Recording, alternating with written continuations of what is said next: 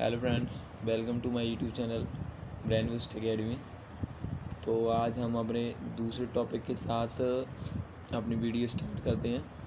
जैसे कि कल हमने प्रेजेंट सिंपल को स्टडी किया था, जो मेरी एक दिन पहले की वीडियो उसमें डली हुई है, आप उसे देख सकते हैं। उसमें हमने सीखा था कि सिंगुलर सब्जेक्ट के साथ मेन वर्ब में एस या ई एस का यूज़ किया जाता है। आज हम उसको समझेंगे कि सिंगुलर सब्जेक्ट के साथ एस या ई एस का यूज़ क्यों किया जाता है और कैसे किया जाता है और कब किया जाता है। उसके साथ में एक दो चीज़ें मैंने इसमें और भी ऐड की है, जो वीडियो आप देखोगे तो आपको समझ में आ जाएगी। चलो स्टार्ट करते हैं। प्रेजेंट इंडेफिनिट सेंटेंसेस में सिंपल सेंटेंस में ही सिर्फ एस या ई एस का प्रयोग किया जाता है। तो ये प्रश्न बनता है कि एस या ई एस का प्रयोग मेन वर्ब के साथ क्यों करते हैं। तो पहली बात तो ये कि सिंगुलर सब्जेक्ट जब आएगा आपके सेंटेंस में तभी हम एस या ई एस का प्रयोग करेंगे, और ये सिर्फ प्रेजेंट इंडेफिनिट के सिंपल सेंटेंस में ही किया जाएगा।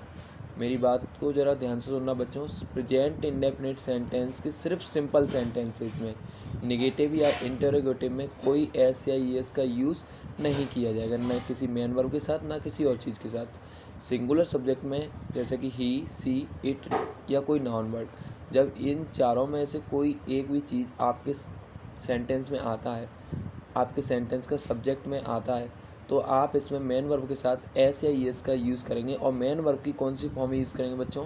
फर्स्ट फॉर्म यूज़ करेंगे। मेन वर्ब की फर्स्ट फॉर्म के साथ ही एस या ई एस का यूज़ किया जाएगा। अब कहाँ पर एस का यूज़ किया जाएगा सर और कहाँ पे ई एस का, तो मैं समझा देता हूँ। देखो पहले मैं समझाता हूँ कि एस और ई एस किस तरह से यूज़ किए जाते हैं। फॉर एग्जाम्पल मैंने यहाँ पे लिया है प्ले। प्ले के साथ यहाँ पर मैंने एस का यूज़ किया है, प्लेज।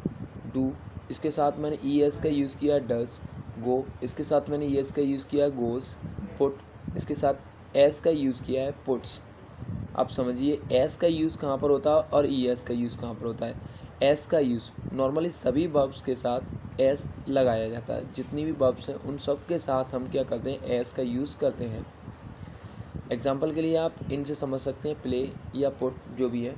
आप समझ लीजिए ई एस का, अगर आप ई एस का यूज़ समझ गए तो एस आपको कोई भी दिक्कत नहीं देगा। आप ई एस का यूज़ मोस्टली समझ लीजिए। ई एस का यूज़ उन वर्ब्स के साथ किया जाता है जिन वर्ब्स के अंत में, यानी कि लास्ट लेटर जो है हमारा O, S H, C H, X या डबल एस आते हैं। फॉर एग्जांपल मैंने यहाँ पे समझाया है, जैसे कि जी ओ, गो, इसका देखिए लास्ट लेटर क्या है, ओ। मैंने बताया कि लास्ट में क्या आ रहा है, ओ, तो इसके साथ हम किसका यूज़ करेंगे, ई एस का। तो जी ओ ई एस, गोज। टीच, देखो इसका लास्ट लेटर क्या है, सी एच। मैंने यहाँ पे सी एच समझाया। Teaches, pass, passes, push, pushes, tax, taxes. देखिए एक्स आ रहा है, ई एस लगा दिया हमने, इसका टैक्सेस हो गया।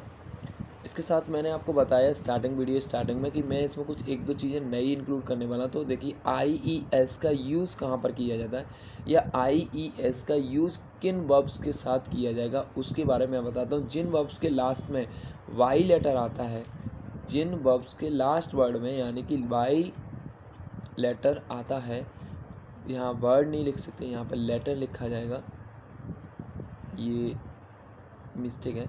हाँ, जिन वर्ब्स के लास्ट लेटर क्या आता है, बाई आता है, तो उससे पहले हम देखेंगे अगर कोई कॉन्सोनेंट आ रहा है, अगर कोई कॉन्सोनेंट आ रहा है, जैसे कि एफ एल वाई, देखिए एल कॉन्सोनेंट है, T R Y, R consonant है। अगर देखिए इसकी बात की जाए प्ले की, पी एल ए वाई, तो ए क्या है हमारा वॉवेल है, इसलिए हमने यहाँ पर एस लगाया है। बट यहाँ पर हम क्या करेंगे, बाई को हटाकर आई ई एस लगाएंगे। वरना बच्चों अगर इस चीज़ को, इसमें जो मेंशन करने वाली चीज़ वो है कि कॉन्सोनेंट में आपको ध्यान देना है। अगर उससे जस्ट पहले कॉन्सोनेंट आ रहा है ना, तो आप आई ई एस यूज़ कर सकते हैं।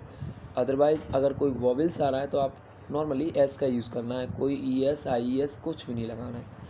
तो देखिए फ्लाई, फ्लाइज, ट्राई का ट्राइज एट्सेट्रा, ऐसी और भी वर्ब्स होंगी। आप लोग इनको कमेंट में बता सकते हैं और कौन सी वर्ब्स हैं, और उनमें आप आई ई एस का यूज़ कर सकते हैं। हाँ बच्चों, एक चीज़ और, वी ई एस का यूज़।